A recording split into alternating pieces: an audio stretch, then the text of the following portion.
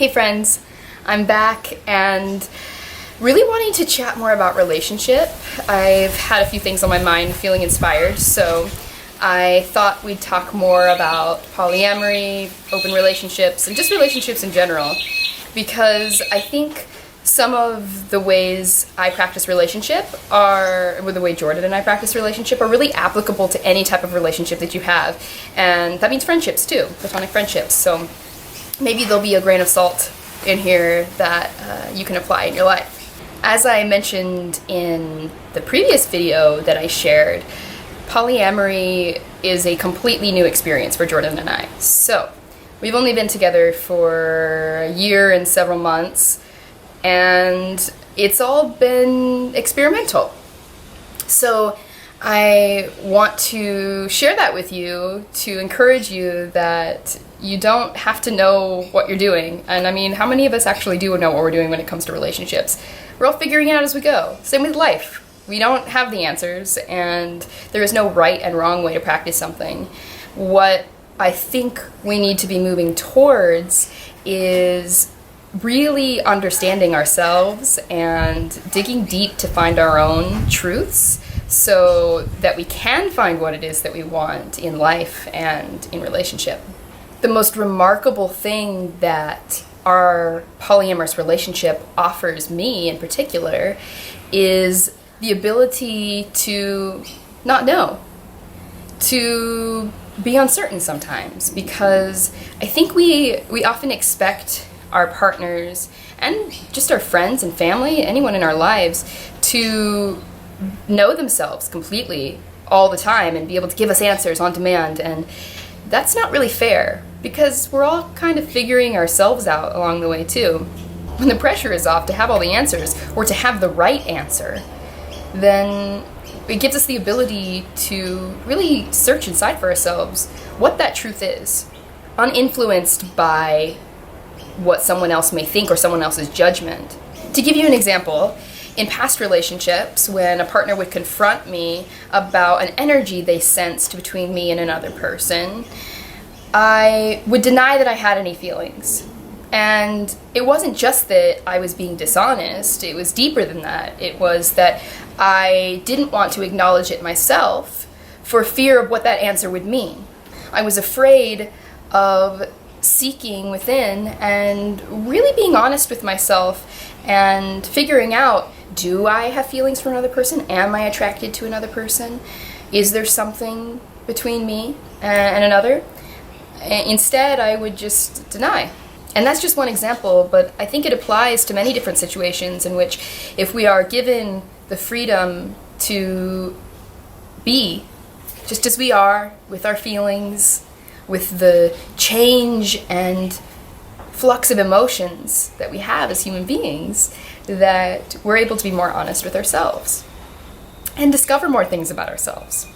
This has led to a radical honesty, which has served me in so many different ways in my life, not just in my relationship, most significantly in my relationship, but in all of my relationships in my life. When you love someone unconditionally, you allow them to be and unfold in the most organic way possible. I can't express to you the amount of freedom and how liberated it feels to be honest when I am attracted to someone else and when I have feelings for someone else. I'm sure even you monogamous lovers out there know that attraction to others is inevitable. I have a theory that infidelity happens when we keep that a secret. Like when we're young and drinking's illegal and it makes you want to do it even more, and then when it becomes legal it's not so fun anymore. Well, that's just my experience, but but I think the human brain works in that way. That when everything's out on the table, the desire isn't quite as strong. So even by me just releasing those thoughts and emotions and sharing them with Jordan, I'm alleviated of this burden that I'm keeping inside. There is no shame surrounding it. And by him listening, by us listening to each other with acceptance and love, we can hear that without taking it as a stab to the heart, as if being attracted to someone means that he's any less attracted to me, or I'm any less attracted or in love with him. And something I find the most remarkable is that our capacity for love only seems to grow with the more freedom that we have. So by supporting each other in pursuing whatever feelings and emotions we have towards other people, we increase the love between us. It's quite magical in the way that it works.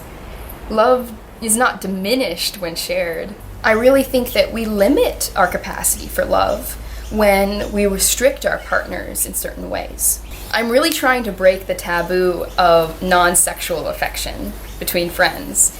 And for my monogamous friends out there, I can speak from experience and say that I have been in relationships, monogamous relationships, where my partner was very uncomfortable with me being affectionate in a way like hugging or cuddling or those types of non-sexual intimacy.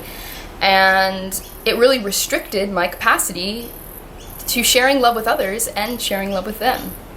And it's very important to respect emotional boundaries. So by communicating with your partner and finding out what is comfortable for them, then you can find this compromise and access your ability to share love with others in a consensual and loving way. I hear from many of my monogamous friends that what bothers them the most about the concept of this non-monogamy is that they fear when their partner is affectionate with another person, spends a lot of time with them, that may grow into something stronger and greater. And my response to that is, yeah, that's possible. It's possible. Anything's possible. It's also possible that your partner could pass tomorrow. It's also possible that you could pass tomorrow. We don't know how long we have, and we don't know how long our relationship is going to last. But by supporting our partners in maintaining these loving relationships outside of our relationship, we are encouraging radical honesty. We're saying, I trust you. I trust you to be loyal to me, whatever that means to you and your partner. And by inviting this radical honesty in, your partner, in giving them such deep trust, will inevitably offer you honesty. When a person feels supported, trusted, and safe, then they are far more likely to offer you transparency. This definitely goes against the saying, you have to earn trust. And I just don't live my life that way. I prefer to offer trust until it's broken. And guess what? In my life, all I've experienced when offering trust before it's earned is attracting people who are trustworthy. The law of attraction, I say take with a grain of salt. But there is some truth in there. If you assume every single person isn't to be trusted, then that's probably what you're going to receive. What I've experienced with Jordan through this radical honesty is complete liberation. I don't have to worry about the thoughts that run through my head. I don't have to feel anxiety about emotions I may have, feelings I may have for another person. Because I know that the reaction that he's going to have is only one of compassion and love. Because he relates to that. Because we can all relate to that. When we offer our partner empathy for having that human experience, then we can understand each other a little bit better. I know I've rambled a little bit here, but I feel good about getting some of these other things off my chest, and maybe next time I'll have a more pointed video. I'm really wanting to chat about jealousy, because I know that's a question on many people's minds when it comes to non-monogamy, and so we will definitely have to chat about that soon.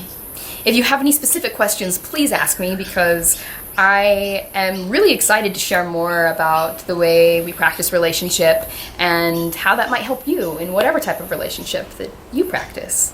Please hit subscribe in that bottom corner down there if you haven't already. I am trying to lift the taboo, and I can only do that if more people watch and listen. Blessings and love to you all. Until next time.